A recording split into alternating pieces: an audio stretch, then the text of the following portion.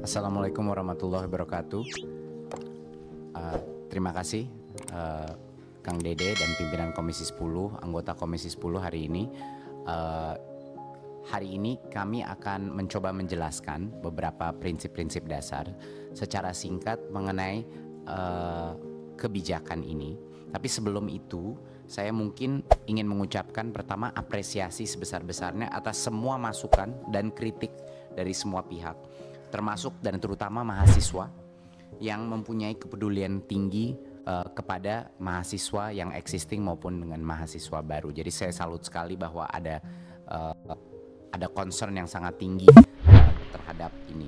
Kami juga mengapresiasi perguruan tinggi yang responsif kepada kebutuhan mahasiswa, terutama dari keluarga yang tidak mampu.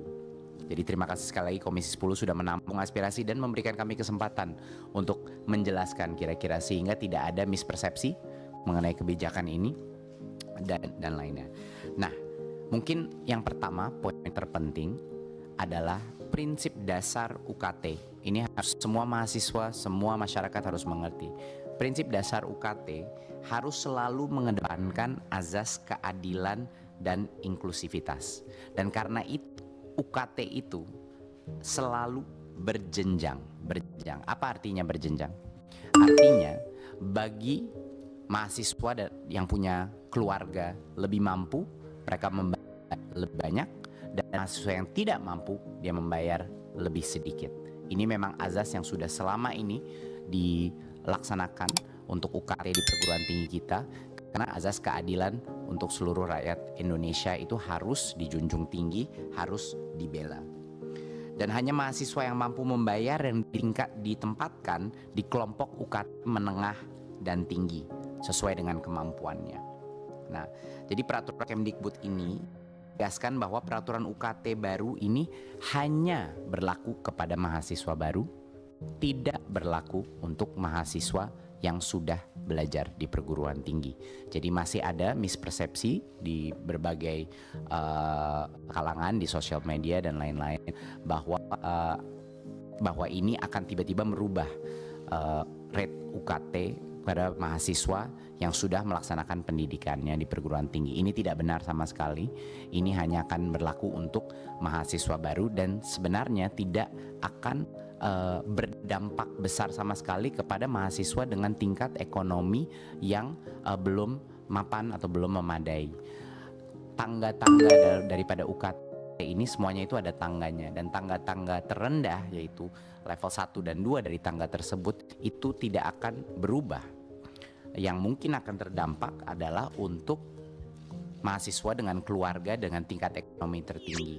Memang itu adalah yang pasti. Dan lagi tidak ada mahasiswa yang seharusnya gagal kuliah atau tiba-tiba harus membayar lebih banyak akibat daripada kebijakan ini. Nah, sekarang kami mengetahui bahwa memang ada keprihatinan dari masyarakat dan mahasiswa mengenai apa yang terjadi. Sekarang kita sudah menjelaskan bahwa ini hanya tidak akan berdampak untuk mahasiswa yang sekarang sedang menjalankan perguruan tinggi.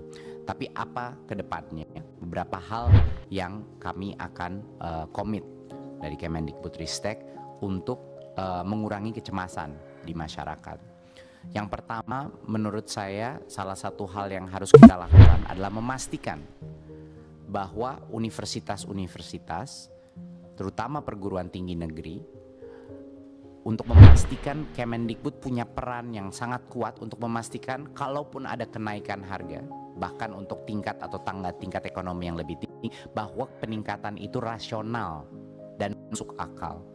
Jadi kami mendengar banyak desas-desus, ada lompatan-lompatan yang cukup fantastis ya. Tadi dari Komisi 10 terima kasih sudah memberikan, dan saya berkomit beserta untuk memastikan, karena tentunya harus ada rekomendasi dari kami untuk memastikan bahwa lompatan-lompatan yang tidak masuk atau tidak rasional itu akan kami berhentikan. Ya. Jadi kami akan memastikan bahwa kenaikan-kenaikan yang tidak wajar itu akan kami cek, kami evaluasi, kami assess, dan saya ingin meminta semua ketua perguruan tinggi dan prodi-prodi untuk memastikan bahwa kalaupun ada peningkatan harus rasional, harus masuk akal, dan tidak berburu-buru tergesa-gesa melakukan lompatan yang besar. Itu adalah komitmen pertama. Yang kedua adalah, dan ini komitmen bersama bukan hanya Kemendikbud tapi juga Komisi 10. Harapan saya ini menjadi komitmen bersama bahwa dengan adanya kebijakan ini mendorong baik Komisi 10 maupun juga Kemdikbudristek untuk berjuang untuk meningkatkan KIPK untuk mahasiswa-mahasiswa yang di tingkat ekonomi yang sangat membutuhkan. Jadi sebenarnya kami selama ini tentunya KIPK itu sudah meningkat ya dari tahun ke tahun, dan banyak kebijakan kita yang malah memperbesar unit cost pada KIPK sehingga bisa masuk prodi-prodi yang mungkin lebih mahal tapi yang dengan akreditasi yang tinggi. Kami akan terus berjuang untuk ini dan berjuang untuk meningkatkan total jumlah KIPK, karena memang Bapak Ibu, situasi yang paling ideal, yang terbaik adalah tangga UKT dilaksanakan sehingga yang mampu membayar lebih banyak, yang tidak mampu membayar lebih sedikit. Dan untuk melaksanakan efektif, kita harus memastikan di bagian tangga paling rendah yang paling tidak mampu itu diberikan kesempatan melalui KIK. Jadi komitmen kami adalah untuk berjuang ke kementerian lain dan kepada dan harapan kami Komisi 10 dengan kita untuk berjuang untuk meningkatkan anggaran KIPK sehingga kita memastikan bahwa yang tidak mampu masih bisa mengikuti perguruan tinggi. Itu mungkin beberapa poin besar yang ingin kami utarakan. Tentunya setelah ini Ibu Sekjen akan menjelaskan sedikit mengenai postur anggaran kita, di mana masih juga banyak sekali mispersepsi di masyarakat mengenai berapa sih anggaran yang dikontrol oleh Kemendikbudristek. Ini sudah kita ulang ya, tapi mungkin karena di sini juga ada banyak teman media, ini bisa diperjelas sekali dan masyarakat dan mahasiswa akan mengerti bahwa yang di bawah Kemendikbudristek itu hanya proporsi kecil dari total anggaran pendidikan yang dikelola sebagai total kepemerintahan. Lalu setelah akan menjelaskan detail mengenai bagaimana kebijakan ini akan diimplementasi.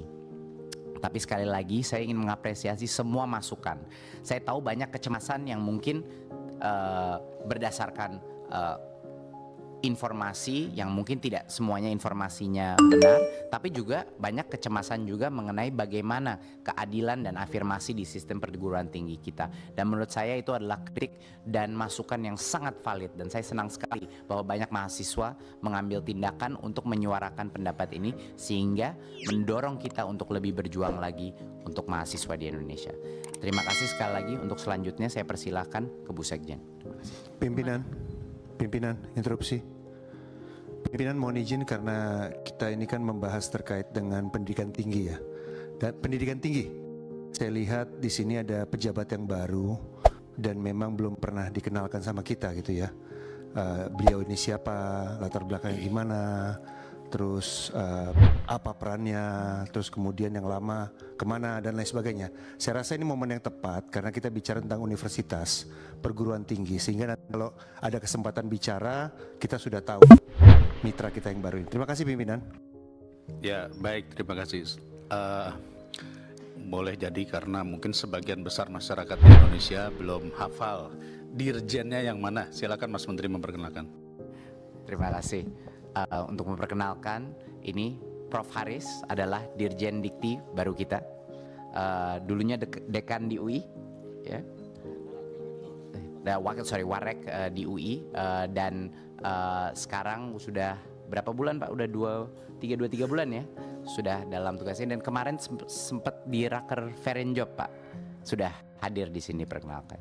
Jadi itu kira-kira perkenalannya. Kami sangat senang punya Prof. Haris di sini, dan tentunya isu ini menjadi prioritas nomor 1 sekarang Prof. Haris untuk memastikan implementasinya tidak merugikan masyarakat, mahasiswa dan perguruan tinggi. Baik. Dan Prof. Nizam kembali ke UGM.